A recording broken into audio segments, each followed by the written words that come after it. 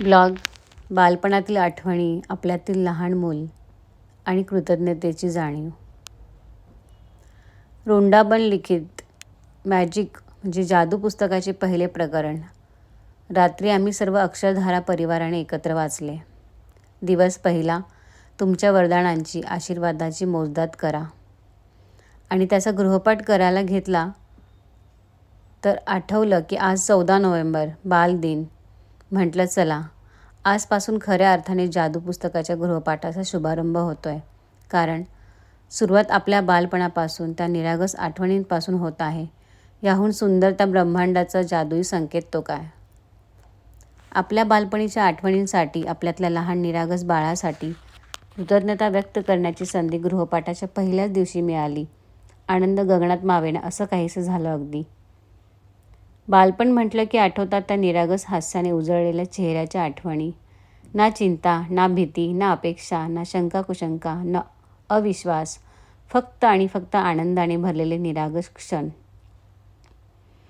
बालपणातील प्रत्येक क्षणासाठी, आईच्या कुशीत मिळालेल्या उभेसाठी, वडिलांच्या खांद्यावरून पाहिलेल्या जगासाठी, शाळेतील खोड्या, मित्रमैत्रिणींबरोबरची गोड भांडणं, खेळण्यातली इवली बाहुली, बाबा गाडी, टेडी बिअर, पांगुळगाडा, छोटीशी सायकल, भातुकलीची चिमुकली भांडी, उबदार पाळणा, आई आणि आजीच्या साडी नऊवारीपासून बनवलेली झोळी, छुमछुम वाजणारी पैंजणं, लहानपणी साजरे केलेले साधे पण अविस्मरणीय वाढदिवस, तो पहिला केक, फुगे, गिफ्ट्स.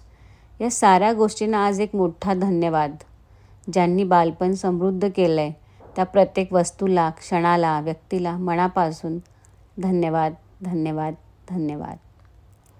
आपलं बालपण म्हणजे आयुष्याचं सोन्याचं पान खरं तर.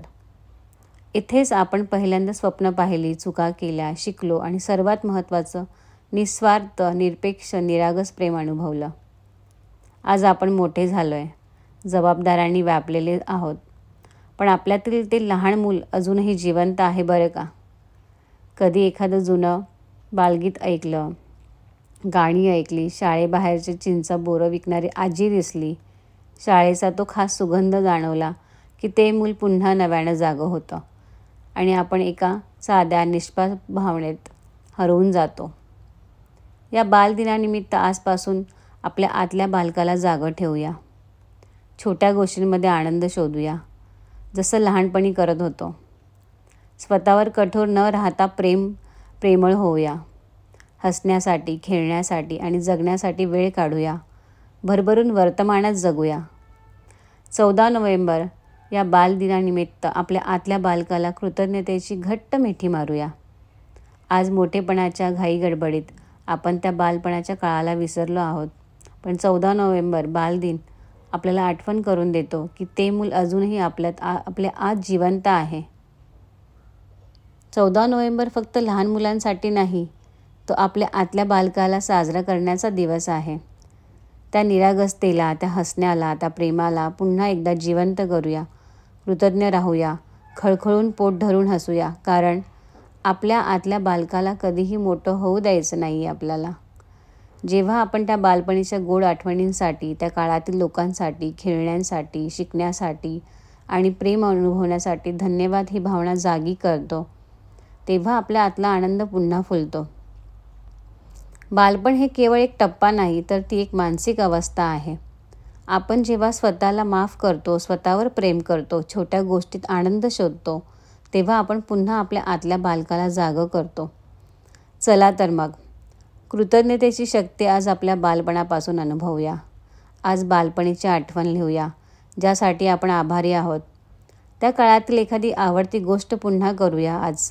डोंगर, घर, सूर्योदय, वडाचं पारंब्या असलेलं झाड, कौलारू घर, वाहणारी नदी, मंदिर, असं ते पहिलं बालवयातलं चित्रकलेच्या वहीतलं चित्र काढूया.